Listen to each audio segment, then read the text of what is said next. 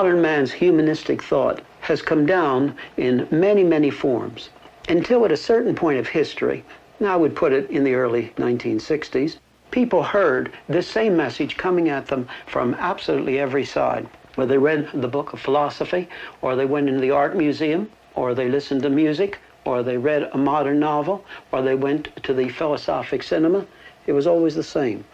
And that is that on the humanistic basis, reason leads to despair, to no answers. And people should try to find answers in the area of non-reason. It had brought people to the place where there were no fixed values whatsoever. These were completely gone.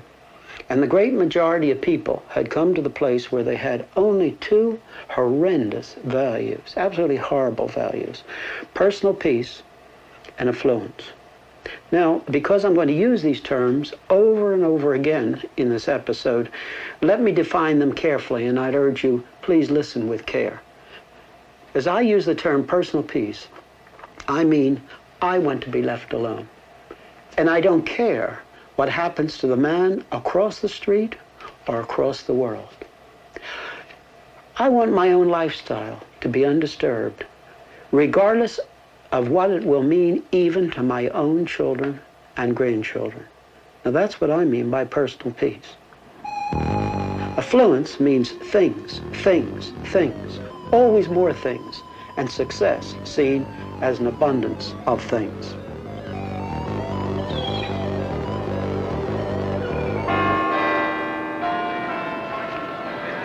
In the early 60s, a whole generation had been injected by the teaching that reason leads only to pessimism in the area of a meaning of life and of any values. Students have been hearing this from the professors for a long, long time. Understood, interpreted, one therefore is supposed... As a matter of fact, there was a generation that had never been taught anything else. But there was an inconsistency here, because most of these professors who taught that life had no meaning and there were no fixed values, they didn't live that way. They were living in the memory of the past. But we should not have been surprised that at a certain point of time, one generation would act, really act, upon what they had been taught. These students looked around them, and they saw these two horrible values of personal peace and affluency being on every side, and they revolted. And that revolution was Berkeley, 1964.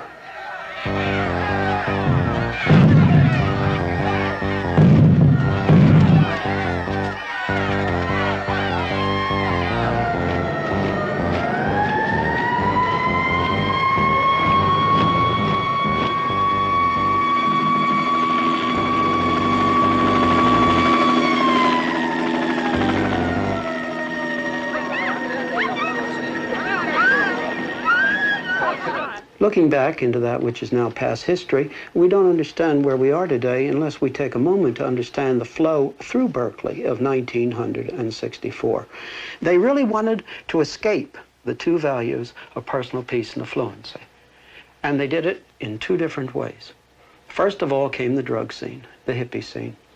And we've already seen in a previous episode that Aldous Huxley said that as reason does not, humanistic reason, doesn't give a meaning to life, and we can't find objective truth, give drugs to well people in order that they might try to find truth inside of their own head. The hippie world followed this, and they followed it very explicitly.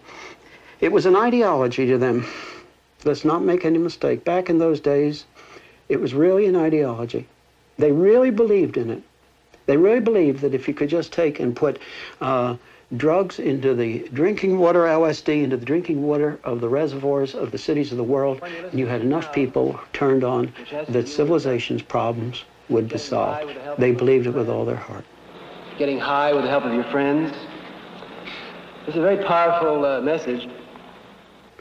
About the same time at Berkeley, there arose a second element in this attempt to escape these two terrible values of personal peace and affluency. This was the free speech movement. At first, the free speech movement on Sproul Plaza was neither left nor right. It was simply a desire, a demand that they have a right to have freedom, to have political rallies on Sproul Plaza. And by God, people, we have to push Reagan right back to the wall, and if we have to, we got to push him right through the wall. And we got to tell him, no, baby, this is our university. But quickly it slipped into the New Left, following Marcuse. Marcuse was a German philosopher, a Marxist, and at that time he was teaching at San Diego. This spread over the whole world. We can think, for example, of the Paris riots in 1968. Here they are seeking freedom from these two values. They had the right analysis. Let me say that as somebody who was older. They had the right analysis. This was where our society was, with just two terrible values of personal peace and fluency. But the tragedy was they tried the wrong solutions. The drug culture came to its height at Woodstock at the festival there in 1969. But in Altima, in 1969, there was another festival, and the Hells Angels, who were hired to police the ground, killed at least one man. And the Rolling Stone, the magazine, came out and quoted someone after that as saying, "We've lost our age of innocency." The drug culture was finished. It was completely finished after the Isle of Wight Festival in 1970, which ended so ugly, in such an ugly fashion in Europe. After that, drug-taking changed. Mind you, not less people taking drugs unhappily, but no longer taking them as an ideology. The unhappy thing is probably more people are taking drugs and taking them at a younger age. But drug-taking as an ideology was absolutely done.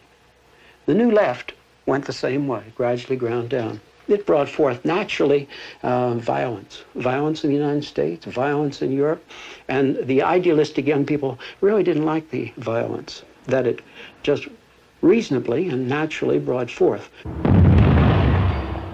In 1970, the radical students bombed the University of Wisconsin lab building, killing a graduate student.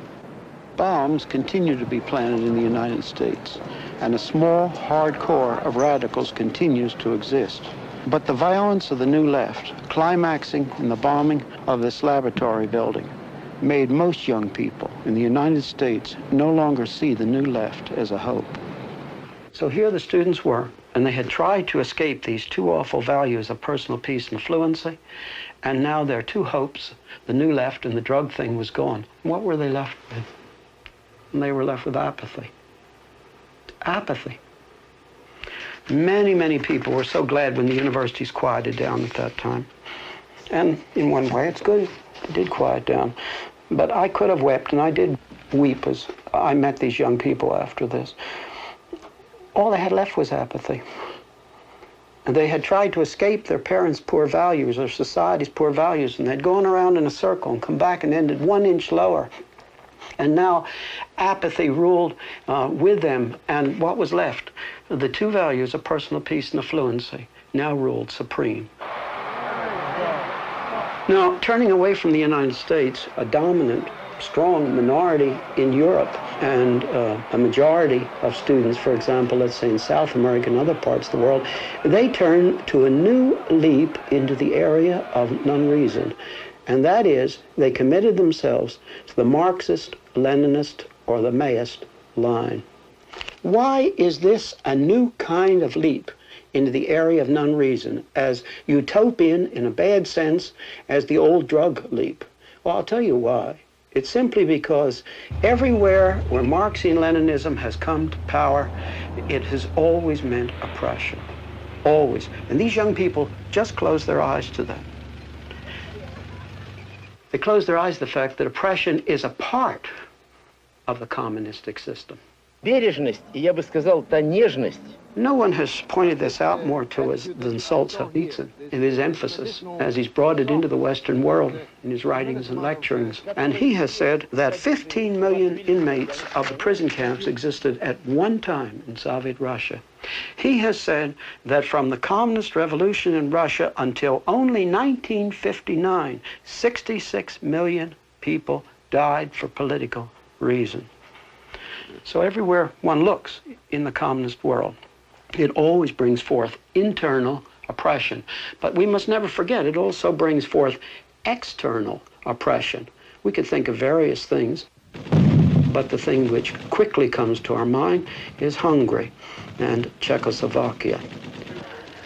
I was living in Switzerland in November 4, 1956, when the Russian tanks moved into Hungary. And at that particular time, I had a radio with a shortwave band.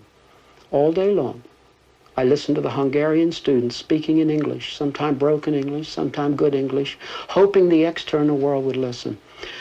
I was marked by that day. I'll never forget it. Never. Those voices pleading for help.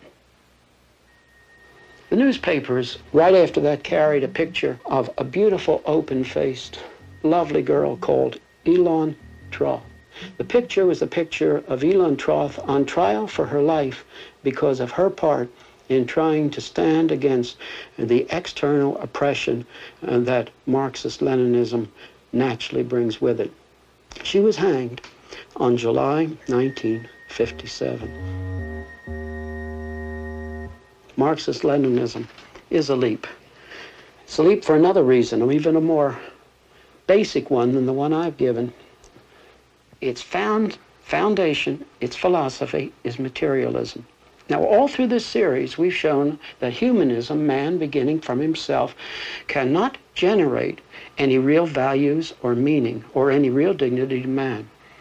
And here is a system that is built completely and consciously and totally on materialism.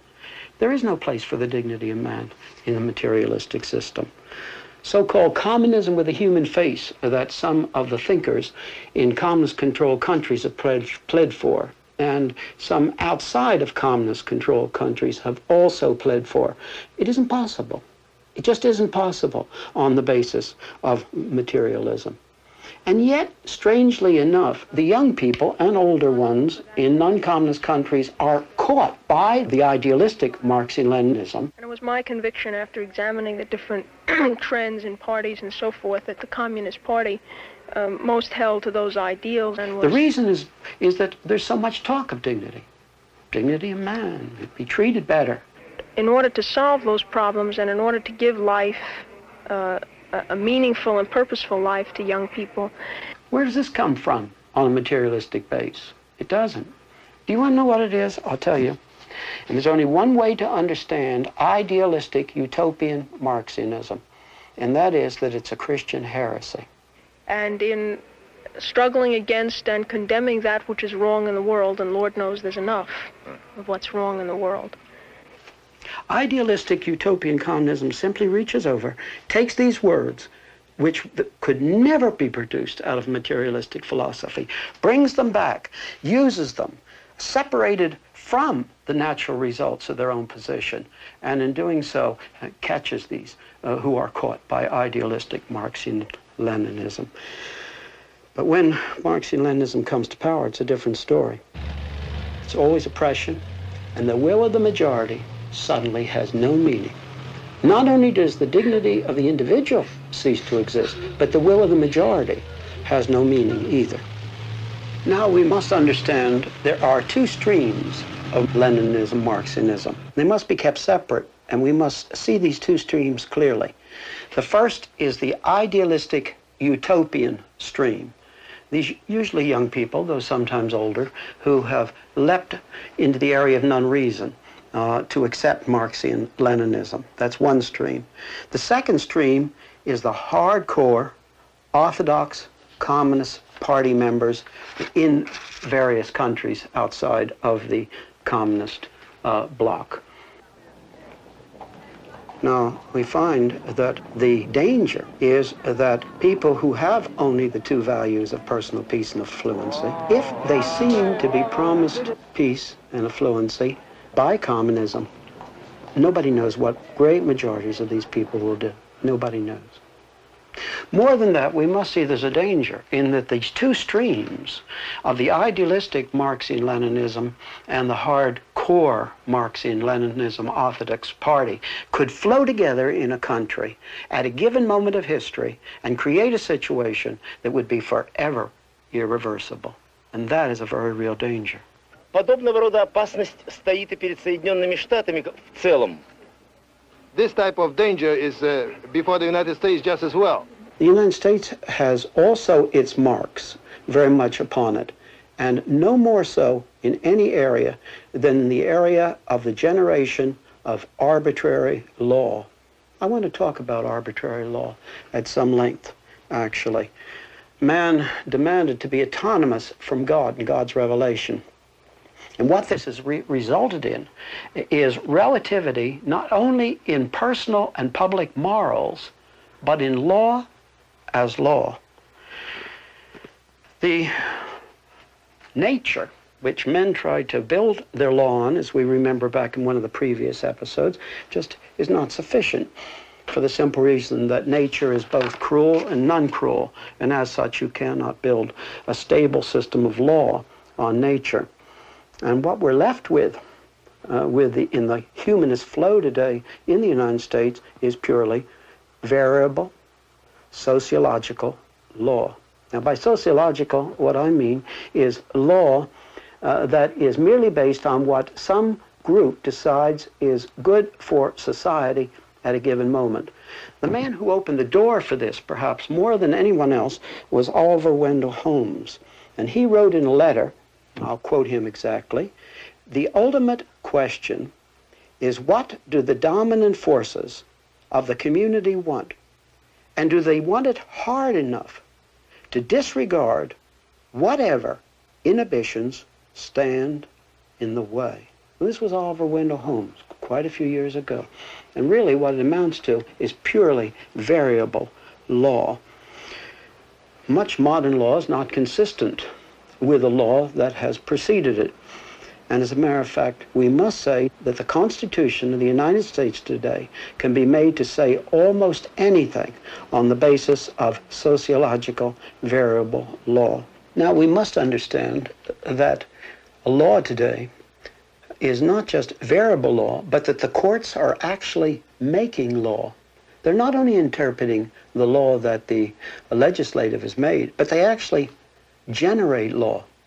Now, everybody knows who knows anything at all about these things that arbitrary law dominates completely in communistic countries. But what most people don't realize is that on the humanist flow, arbitrary law has swept over into the Western world as well. I'd like to use an illustration. Consider the human fetus, the unborn baby. In January 1973, the United States Supreme Court passed the abortion law.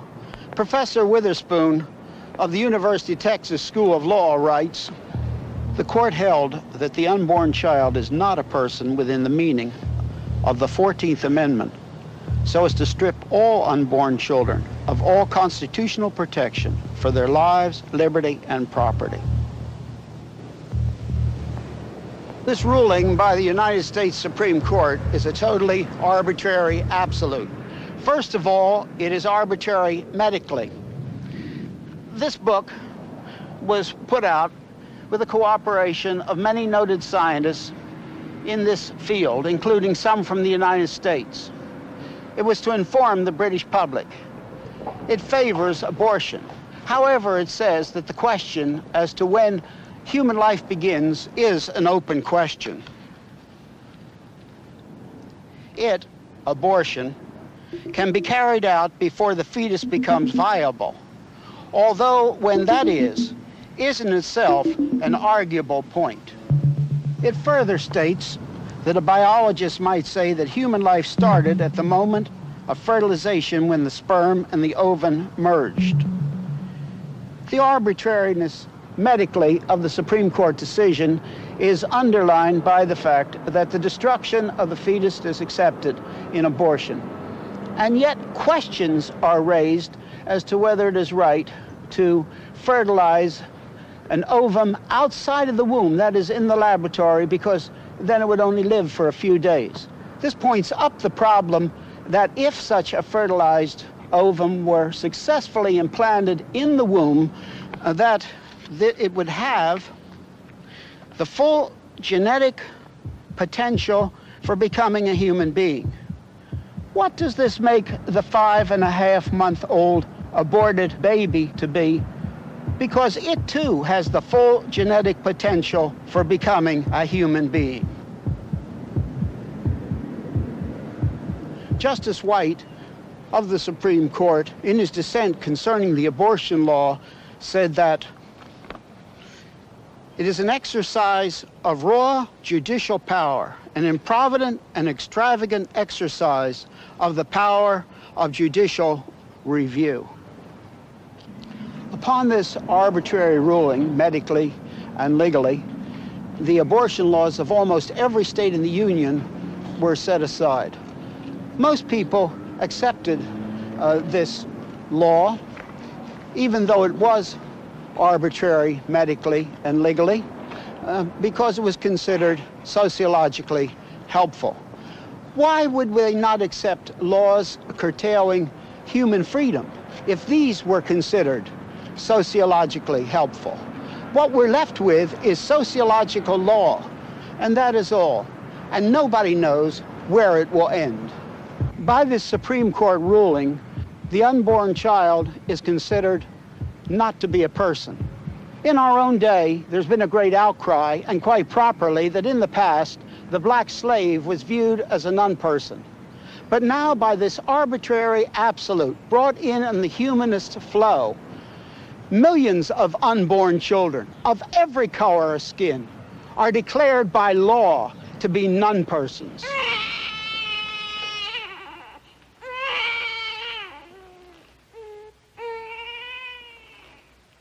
Now, a question has to be asked. In the day when there are no fixed values, why could not the aged, the incurably ill, the insane, and other classes of persons equally arbitrarily be declared to be non-person on the basis of arbitrary law if the courts thought that it was sociologically helpful? In a day like our own, what's unthinkable today might not prove, and probably will not prove, unthinkable in a very, very few years. Now, let's move on a bit. As the Christian consensus dies as the basis of our culture, society does not really have many bases upon which it has the possibility of building. One is that everybody would simply do their own thing. And this has the technical name of hedonism.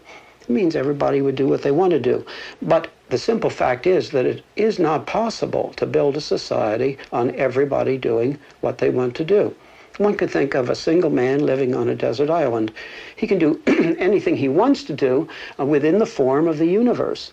But when two men are on that desert island and they have to have interrelationship, it is no longer possible for every man to do what he wants to do. I often think of the illustration of two men trying to do their own thing, regardless of what anybody else thinks, meeting on a narrow bridge. And as they meet on the narrow bridge, something has to happen. They both can't do their own thing. Everybody understands you can't build a society on people doing what they want to do, on hedonism.